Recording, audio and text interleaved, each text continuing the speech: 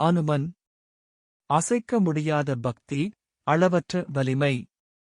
ஆனால் பிரம்மச்சாரியான அவருக்கு ஒரு மகன் இருக்கிறார் என்று சொன்னால் நம்புவீர்களா? இராமாயண போர்.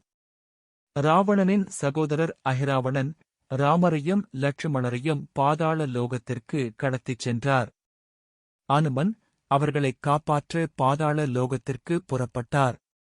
ஒரு நதியை கடக்கும்போது அவரது உடலில் இருந்து விழுந்து ஒரு வியர்வை துளி ஆற்றில் இருந்து ஒரு மகரம் மீன்புதலை வாயில் விழுந்தது.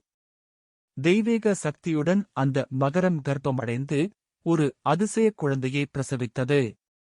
பிறந்த அந்த குழந்தைதான் மகரத்வஜன்.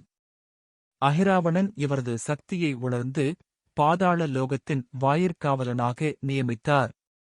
பாதாள லோகத்திற்கு வந்த அனுமன் மகரத்வஜனுடன் மோதினார். இருவருக்கும் இடையே கடும் சண்டை.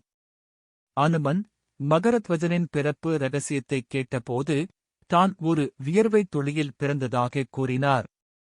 அந்த கணமே அனுமன் புரிந்து கொண்டார், இந்த வலிமைமிக்க வீரனே தன் மகன்.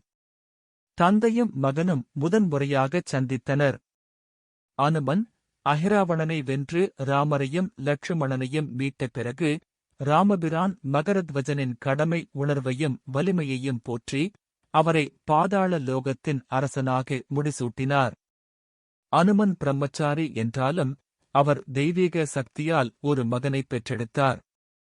மகரத்வஜன் கதை உறவுகளின் ஆழத்தையும் கடமையின் முக்கியத்துவத்தையும் நமக்கு உணர்த்துகிறது.